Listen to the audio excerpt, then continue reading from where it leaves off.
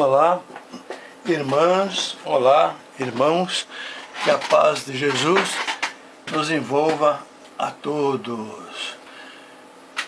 E mais uma vez, aqui estamos fazendo a nossa palestra online, já que não podemos estar assim presencialmente, então com paciência vamos fazer a palestra online.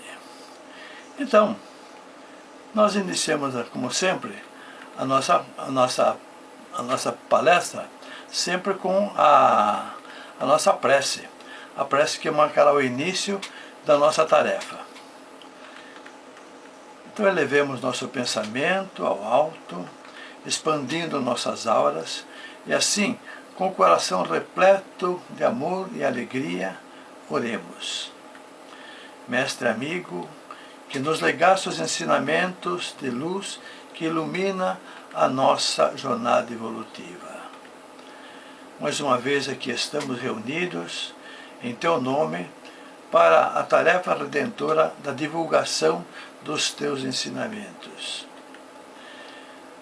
É justamente através de nossa reunião que, apesar das dificuldades dos recursos, nossas mentes e nossos corações se integram num só bloco de luz, te pedindo que abençoe os nossos propósitos, para que nosso ambiente se torne o campo fértil onde vamos depositar as sementes do Teu Evangelho de luz, procurando converter as dificuldades em santos estímulos para a boa produção.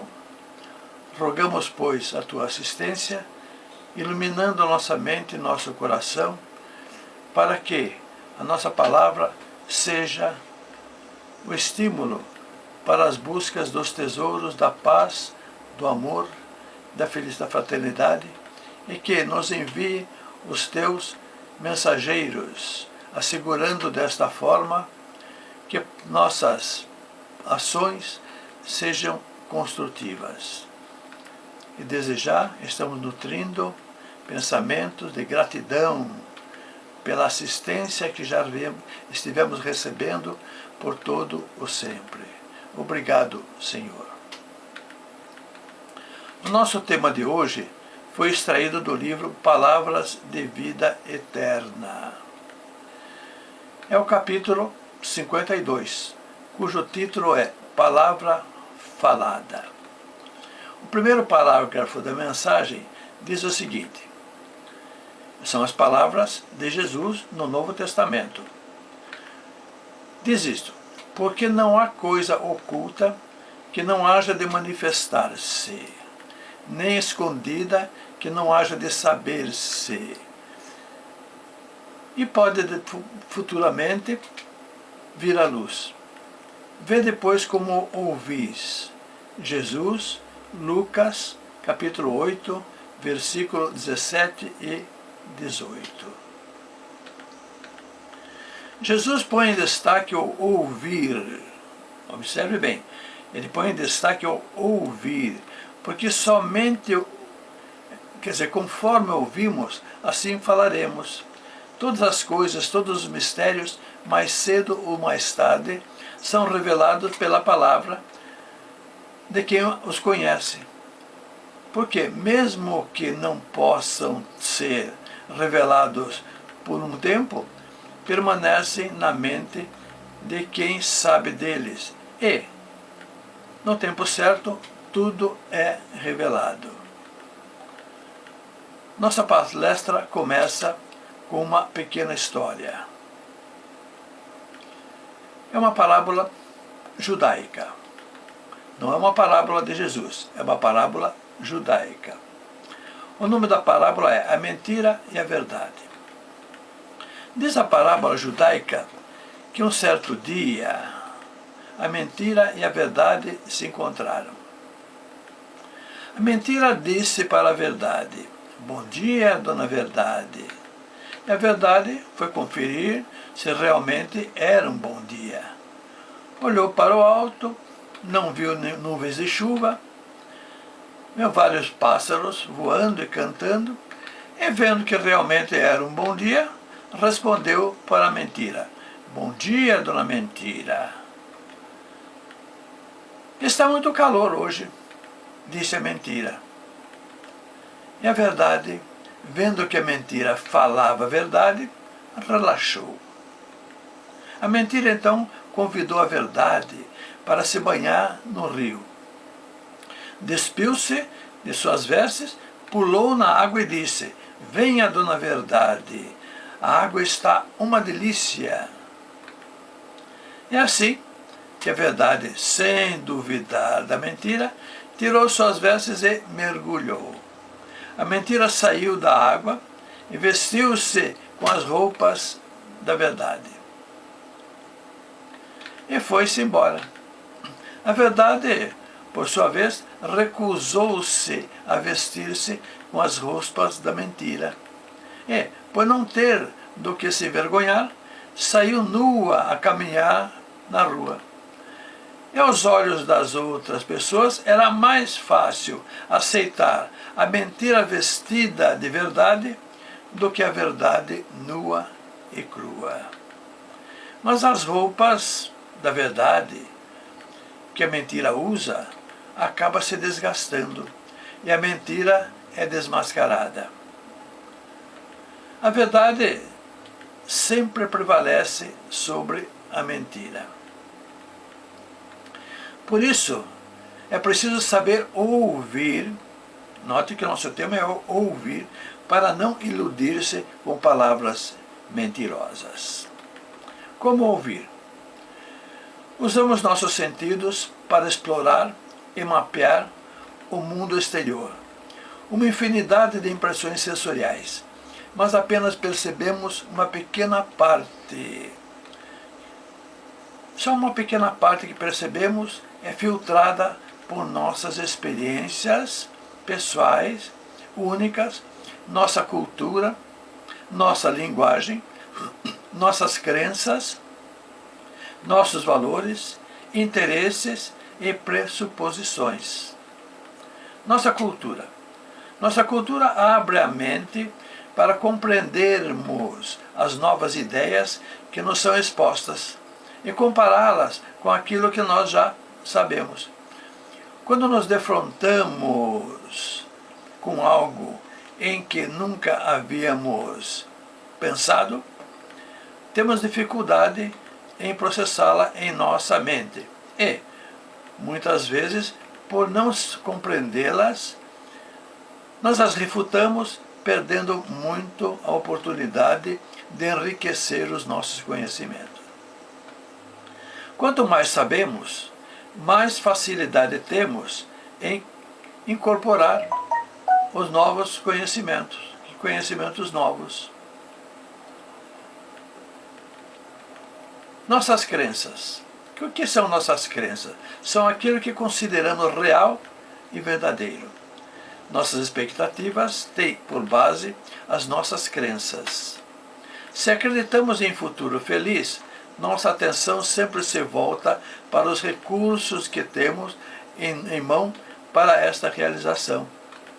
Acreditando na bondade das pessoas, quando as conhecemos e as ouvimos, estaremos sempre com o pensamento alinhado no que há de bom em suas ideias. Nossos interesses. Se viajarmos junto com outra pessoa através de um país que ainda não conhecíamos, ao relatarmos as impressões que tivemos, vamos observar que são muito diferentes daquelas do companheiro de viagem. É que nossa mente está sempre ativa para observar as coisas que estão alinhadas ao nosso interesse. Como a diferença entre nossos interesses e os interesses do companheiro, é claro que haverá diferença entre o que registramos e o que ele registrou. Assim, num discurso que ouvimos, nós vamos então registrar muito mais os argumentos que estão alinhados com os nossos interesses do que outras coisas.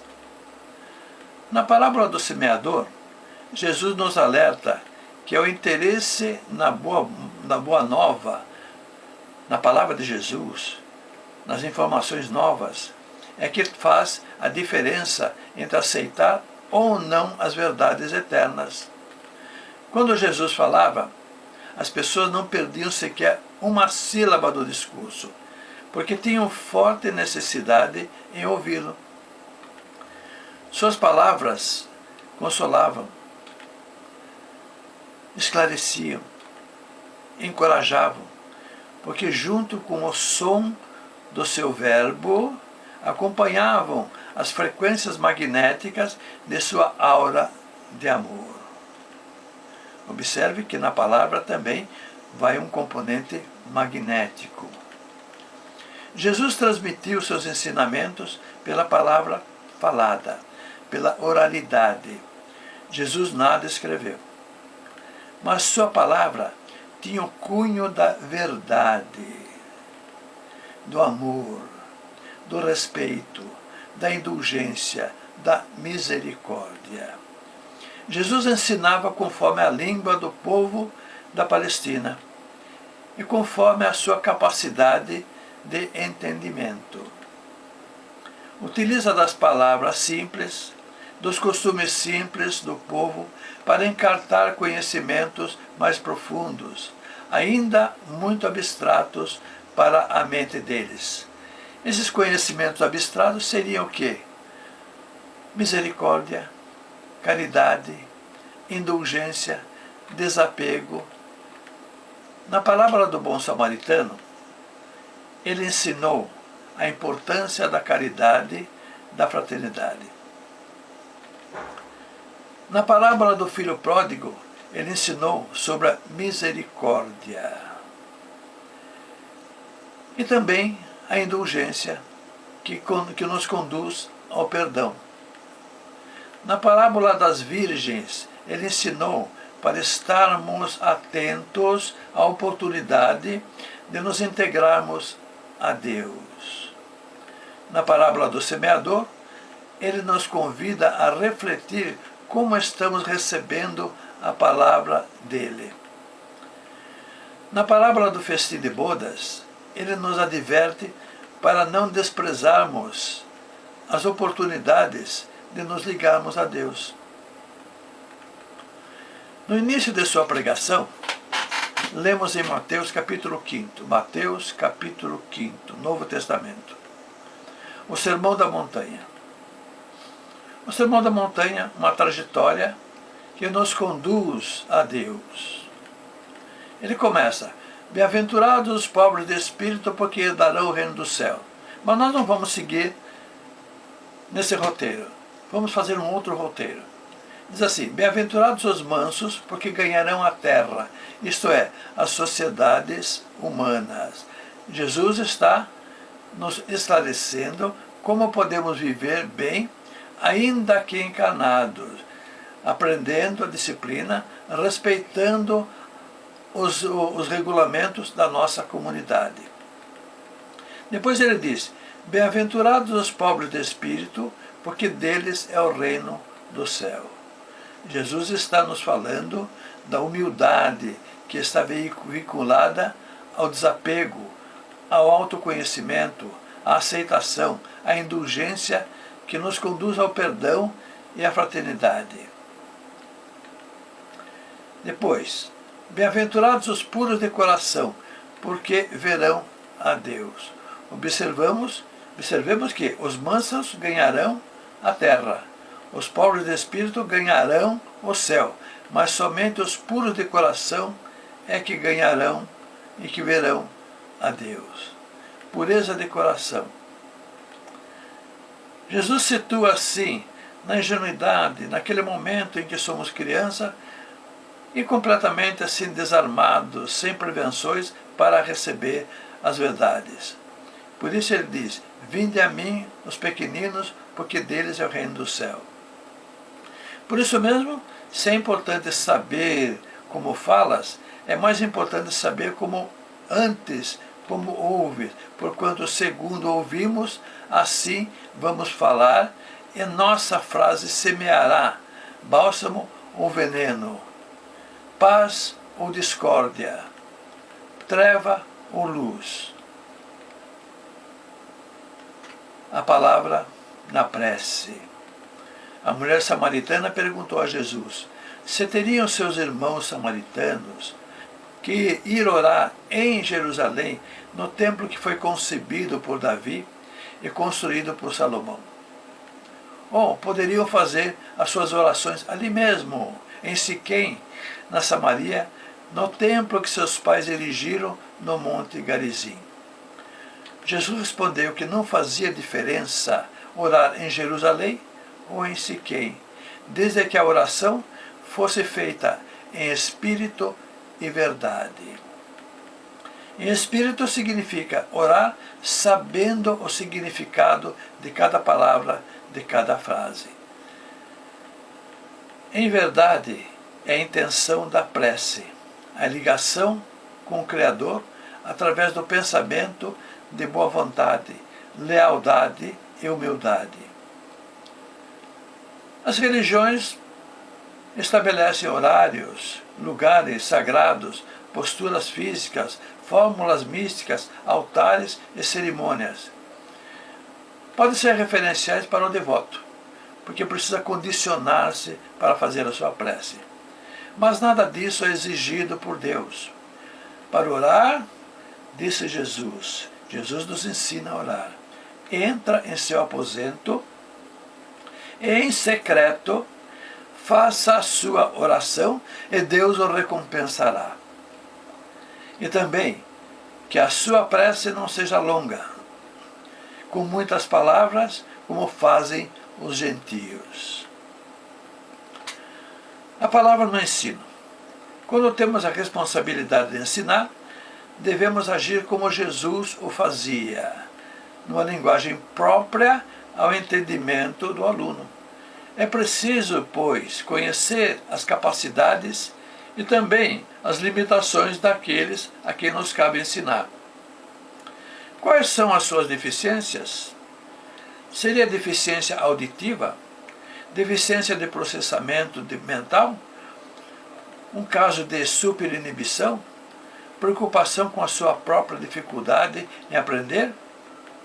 Na posição de professor, temos que conhecer os melhores métodos pedagógicos que deverão orientar as nossas palavras na busca de facilitar o entendimento do aluno. Temos que nos esforçar para pensar como o aluno pensa, como ele se sente diante de nós, o professor. A palavra no ensino tem um forte componente emocional e o professor tem que modular o discurso com as melhores emoções, como Jesus, que ensinava com amor. A palavra na família. No seio de nossa família, temos muita liberdade em revelar o que pensamos, o que sentimos, quais são nossas crenças, quais são nossas fraquezas, nossos sonhos, nossas esperanças e também as nossas inseguranças.